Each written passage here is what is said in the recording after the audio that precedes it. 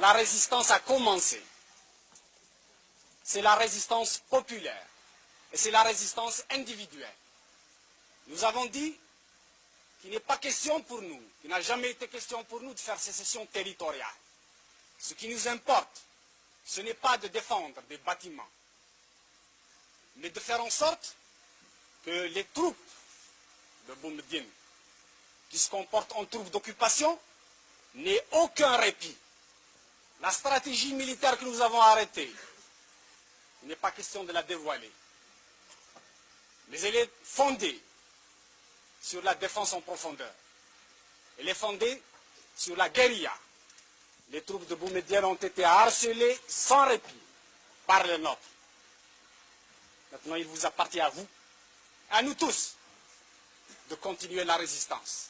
Il leur est impossible de tenir plus d'un mois parce qu'ils n'ont pas de finances, parce qu'ils n'ont pas de puissance, parce que hier, dans la nuit, ils ont été attaqués par nos troupes à Médéa et vous avez dû l'apprendre par la radio.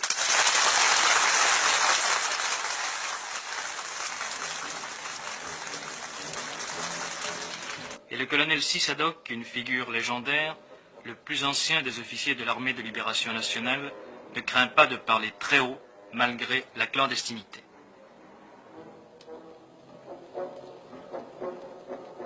Nous nous sommes opposés à M. Ahmed Ben Bella. Ce monsieur ne pense qu'à sa personne. Il prétend faire du socialisme, mais il s'est basé sur le socialisme de Gamal Abdel Nasser. Il crée une classe pour brimer le reste du peuple. Il prétend faire du socialisme avec les comités de digestion.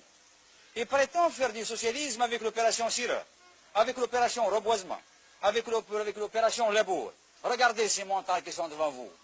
Les témoins les plus opérés. Regardez s'ils sont labourés. Où il est l'opération Labour?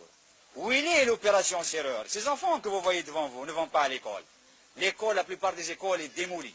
La plupart des maisons sont démolies. Le gouvernement n'a pas pu faire face à ses responsabilités et à ses obligations. Il ne se réfugie que dans la stratosphère de la haute politique.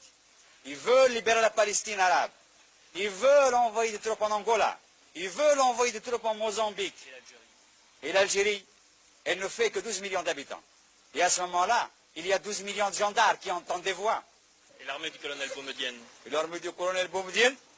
Le colonel Boumediene, ce que je peux dire de lui, c'est un petit intellectuel venant de la mosquée du Caire. Il a fait sa révolution au Maroc et à Tunis. Il rentre avec le canon, les divisions que le peuple qui a lutté ici a gagné pour casser avec les mêmes canons le reste de la population qui a libéré le pays. Je le jure devant Dieu et ses hommes que nous déposerons ces armes et cette tenue de combat que par l'installation des principes démocratiques et justes. Aucun! Vous êtes soutenu par la population? La population est derrière la démocratie. Ils aspirent à la liberté et à la démocratie. Et le pharaonisme ici. Il n'y a pas de pharaon chez nous, il n'y a pas de Ramsès II, il n'y a pas de Gamal Abdel Nasser chez nous. Ici, il y a le peuple. Est-ce que vous croyez que vous pourrez tenir militairement? Si l'opération Châle et l'opération Jumelle ont échoué en Algérie, si l'armée française, dans son ensemble, la 4e puissance mondiale, a fini par rebrousser le chemin, ce n'est pas les 4 morpions de Ben Bella qui vont tenir ces montagnes. Porte-parole des rebelles, Mourad Oussedik, l'ex-avocat du FLN au barreau de Paris, nous dit comment cela a commencé. Nous en sommes arrivés là parce que le dialogue était devenu impossible. C'est un député qui vous parle. J'ai été député et j'ai été honnête. Je pensais que la crise de Tlemcen de juillet dernier pouvait être surmontée. Je pensais que le clan, la notion de clan pouvait être brisée.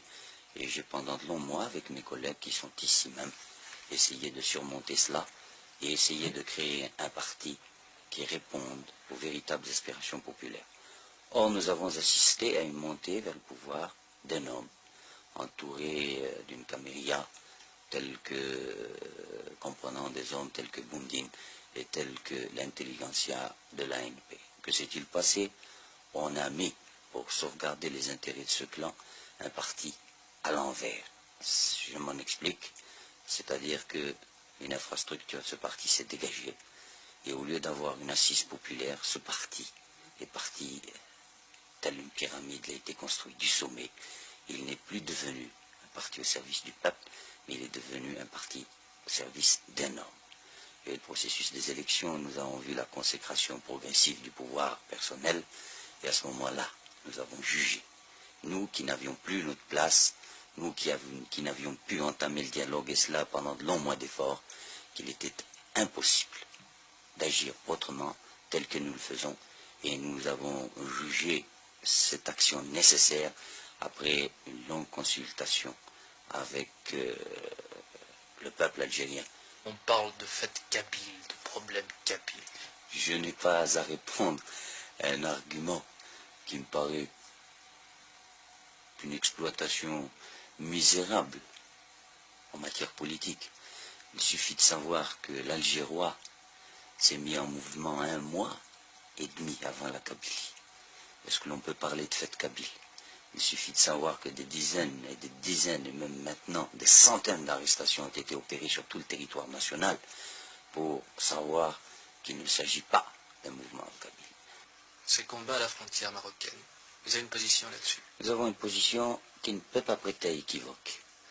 Quand on analyse l'affaire marocaine, on s'aperçoit que c'est une affaire de famille qui regarde le pouvoir actuel en Algérie et Hassan II. Peut-être que Ben Bella a fait un accord secret avec M. Hassan II pour lui faciliter l'accession au pouvoir au moment de la crise de Tlemcen, mais cela nous importe peu. D'ores et déjà, nous prenons acte de ce que Ben Bella se voit acculé et qu'il risque de faire des concessions. Nous tenons pour nulles et non avenues ces concessions consenties par un gouvernement que nous ne reconnaissons pas, et nous défendrons par tous les moyens, ultérieurement, l'intégrité de notre territoire. Cet endroit, les Algériens l'appellent la forêt sacrée. C'est ici, dans la forêt de chênes-lièges que domine Assasga, que fut tiré il y a bientôt 10 ans le premier coup de feu de la guerre d'Algérie. Et c'est ici encore que sont tombées les premières victimes des combats entre gouvernementaux et rebelles.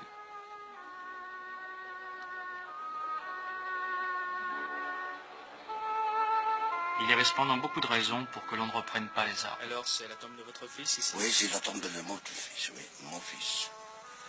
Il est mort quand et comment? Il est mort dans un buscade.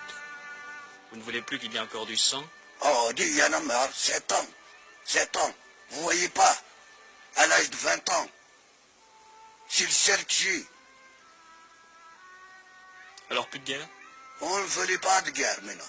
Et si les troupes du colonel Boumedienne vous attaquent? Eh bien, on attaquerait en même temps.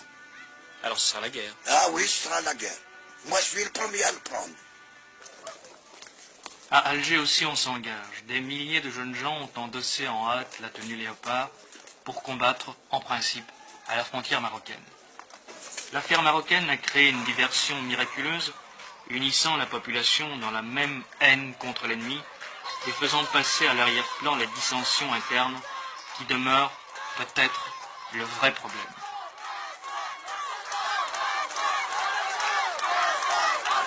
Quand la patrie est en danger, l'appel à l'unité est une vieille formule toujours efficace, et on part au front avec le sourire et la fleur au fusil.